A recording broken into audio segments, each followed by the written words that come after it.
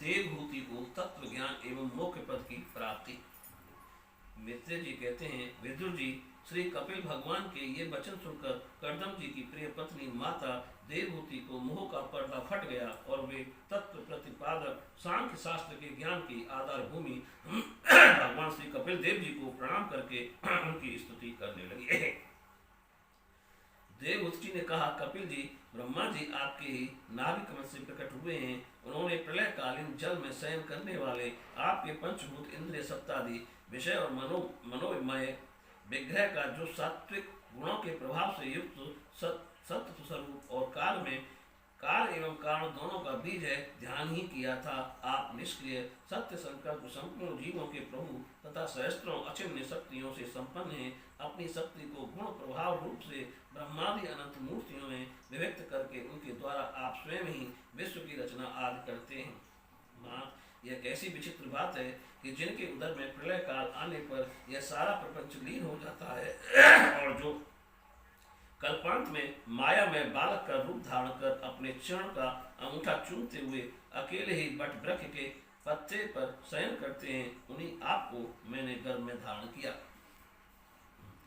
विभो, आप पापियों का दमन और अपने आज्ञाकारी भक्तों का अभ्युदय एवं कल्याण करने के लिए स्वेच्छा देह धारण किया करते हैं। अतः जिस प्रकार आपके 12 आदि अवतार हुए हैं, उसी प्रकार यह कपिल अवतार भी मुमुक्षुओं को ज्ञान मार्ग दिखाने के लिए हुआ है। भगवान, आपके नामों का श्रवण या कीर्तन करने से तथा भूले भटके कभी कभी आपका बंधन या स्मरण करने से ही कुत्ते का मांस खाने वाला चांडाल भी सौम्याजी ब्राह्मण के समान पूजनीय हो सकता है, फिर आपका दर्शन करने से मनुष्य कृतकृत्य हो जाए। इसमें तो कहना ही क्या है। अहो, वह चांडाल भी इसी से सर्वश्रेष्ठ है कि उसकी जिह्वा के अग्रभाग में आपका नाम विराजमान है। जो श्रेष्ठ पुरुष आपका नाम उच्चारण करते हैं, उन्होंने तप, हवन, तीर्थ स्थान, सदाचार का पालन और वेदाध्ययन सब कुछ कर लिया। कपिल देव जी, आप साक्षात पर ब्रह्म हैं, आप ही परम पुरुष हैं।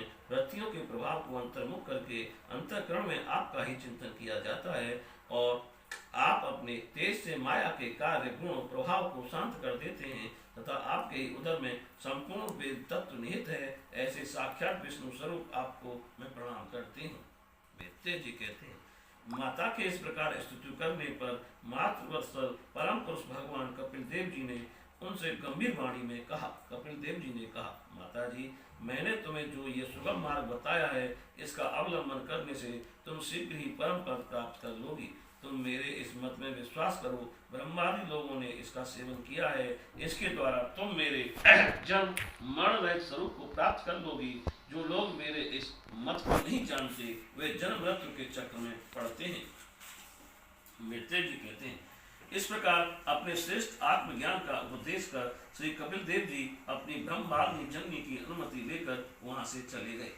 तब देवहूति जी भी सरस्वती के मुकुट सदृश अपने आश्रम में अपने पुत्र के उपदेश किए हुए योग साधना के द्वारा योगाभ्यास करती हुई समाधि में स्थित हो गई। त्रिकाल स्नान करने से उनकी घुंघराली अलकें भूरी भूरी जटाओं में परिणत हो गईं तथा चीर वस्त्रों से ढका हुआ शरीर उग्र तपस्या के कारण दुर्बल हो गया। उन्होंने प्रजापति कर्मठ के तप और योग बल से प्राप्त अनुपम गृहस्थ सुख को, जिसके लिए देवता भी तरसते थे, त्याग दिया।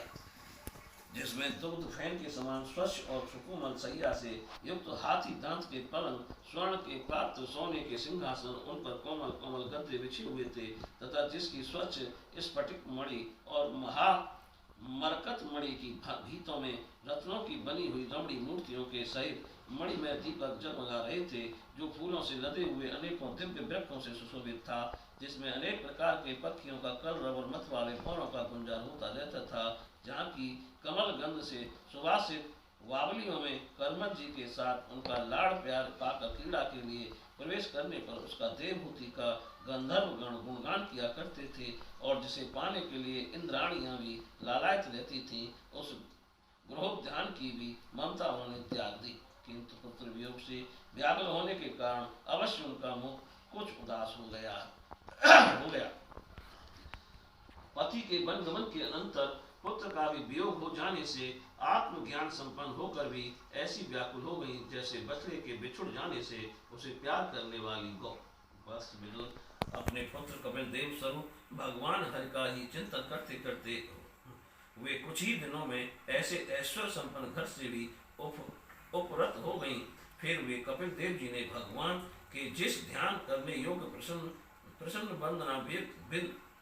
वंदना बिंदु युक्त स्वरूप का वर्णन किया था, उसके एक एक अवयव का तथा उस समग्र रूप का भी चिंतन करती हुई ध्यान में तत्पर हो गई।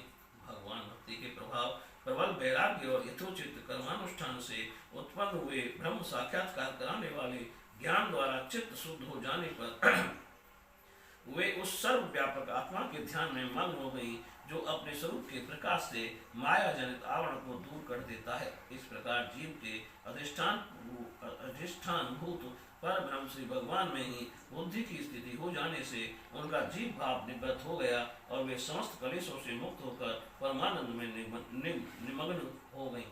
अब निरंतर समाधिस्थ रहने के कारण उनकी विषयों के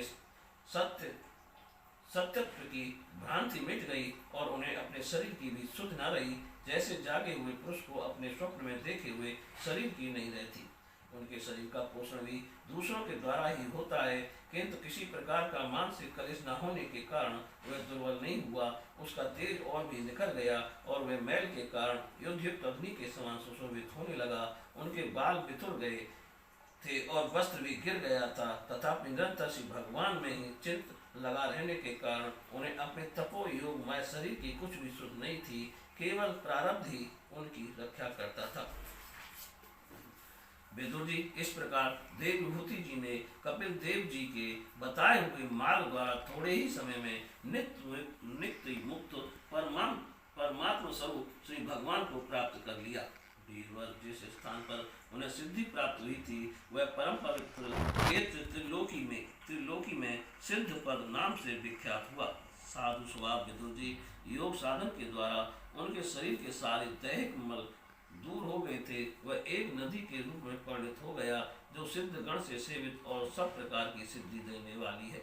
महायोगी भगवान कपिल जी भी माता की आज्ञा लेके पिता के आश्रम से ईशान कोण की ओर चले गए। वहां स्वयं समुद्र ने उनका पूजन करके उन्हें स्थान दिया। वे तीनों लोगों को शांति प्रदान करने के लिए योग मार्ग का अवलंबन कर समाधि में स्थित हो गए हैं। सिद्ध चारण गंधर्व मुनि और अप्सरागण उनकी स्तुति करते हैं तथा सांख्यचार्य गण भी उनका सब प्रकार का स्तुति करते रहते हैं। निष्पाप विदुर जी, तुम्हारे पूछने से मैंने तुम्हें यह भगवान कपिल और देवभूति का परम पवित्र संवाद सुनाया। यह कपिल देव जी का मत अध्यात्म योग का पूर्ण रहस्य है। जो पुरुष इसका श्रवण या वर्णन करता है वह भगवान गरुड़ध्वज की भक्ति से युक्त होकर शीघ्र ही श्री हरि के चरण बिंदों को प्राप्त करता है। बोलिए श्री कृष्ण भगवान की जय। जय जय श्री राधे श्याम।